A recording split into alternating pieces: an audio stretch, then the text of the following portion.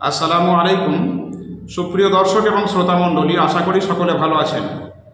আজকে আমরা আলোচনা করব ভারতবর্ষের উপেক্ষিত স্বাধীনতা আন্দোলনকারীদের মধ্যে সঙ্গে আমরা জানি যে মহান বিপ্লবী ক্ষুদিরাম বসু তিনি কিংসফোর্ডকে হত্যা করতে গিয়েছিলেন ভারতবর্ষকে ব্রিটিশ মুক্ত করার জন্য। অবশ্যই সেটা অত্যন্ত বীরত্বের কাজ, কিন্তু তিনি কিংসফোর্ডকে হত্যা করতে পারেননি। কোনো একটা কারণে সেদিন হয়তো কিংসফোর্ড ওই গাড়িতে ছিলেন না, তার পরিবর্তে দুজন ভদ্র মহিলা তারা মারা গিয়েছিলেন এবং পরবর্তী ক্ষেত্রে এই অপরাধের দায়ে ক্ষুদিরাম বসুকে ফাঁসিতে ঝোলানো হয়। ক্ষুদিরাম বসুর মতো এরকম মহান কাজ যে ব্যক্তি বা যে স্বাধীনতা সংগ্রামী করতে গিয়েছিলেন এবং করার ক্ষেত্রে তিনি সফলতা অর্জন করেছিলেন, তার নামটা আমরা ইতিহাসের পাতায় সেভাবে পাই না। তিনি একজন ব্রিটিশ লর্ডকে হত্যা করেছিলেন। তো তার ব্যাপারে আমরা জেনে নেব। চলুন আর সময় নষ্ট না করে আমরা এই দুটো বিষয় আজকে আলোচনায় নিয়ে আসছি। শের আলী ব্রিটিশ ভাইসরয় লর্ড মেয়োকে হত্যা করে ফাঁসিতে ঝুলেছিলেন। পুরো নাম শের আলী আফ্রিদি।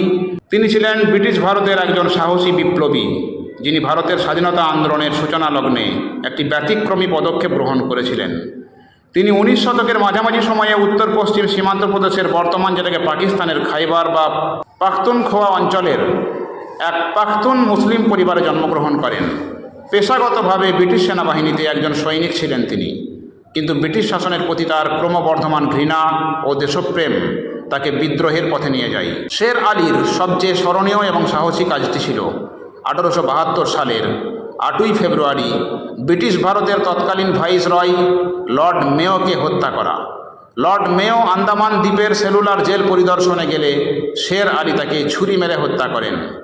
এই ঘটনাটি ব্রিটিশ সাম্রাজ্যের ভিত কাঁপিয়ে দেয় এবং এটিই ছিল কোনো ব্রিটিশ ভাইসরয়ের প্রথম হত্যাকাণ্ড। এই হত্যাকাণ্ডের জন্য শের আলীকে মৃত্যুদণ্ড দেওয়া হয়, পরে তাকে আন্দামানে ফাঁসি দেওয়া হয়।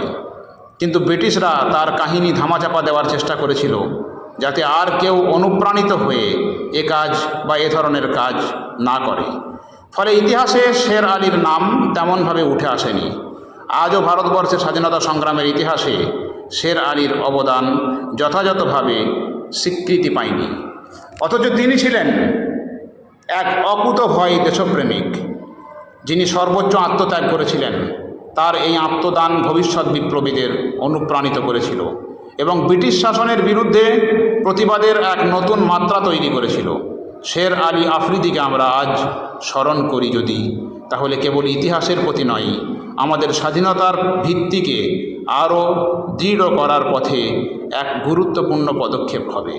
দুঃখের বিষয়, শের আলী লর্ডকে বা ভাইসরয়কে হত্যা করার ক্ষেত্রে সফলতা পেলেও তার নাম ইতিহাসের পাতায় উপেক্ষিত। অথচ একই কাজ করে বা একই কাজের চেষ্টা করে মহান বিপ্লবী, যার প্রতিও আমাদের শতকোটি স্যালুট, ক্ষুদিরাম বসু, তাকে আমরা স্মরণ করতে পারি। তাকে স্মরণ করা অবশ্যই দরকার, কিন্তু পাশাপাশি শের আলীকেও স্মরণ করা প্রয়োজন। তিনিও ব্রিটিশদের বিরুদ্ধে ফাঁসি কাস্টে ঝুলেছিলেন এবং সফলতার সঙ্গে তিনি একজন লর্ডকে হত্যা করতেও পেরেছিলেন। চলুন আমরা সকল স্বাধীনতা সংগ্রামী, সকল ব্রিটিশের শত্রু, তাদের ইতিহাসকে সঠিকভাবে, সমানভাবে, পক্ষপাতিত্বহীনভাবে তুলে ধরার চেষ্টা করি। চলুন আমরা এভাবেই হারিয়ে যাওয়া বা উপেক্ষিত স্বাধীনতা সংগ্রামীদের ইতিহাসগুলোকে জাতির সামনে তুলে ধরি। সকলে ভালো থাকবেন, সুস্থ থাকবেন। আসসালামু আলাইকুম।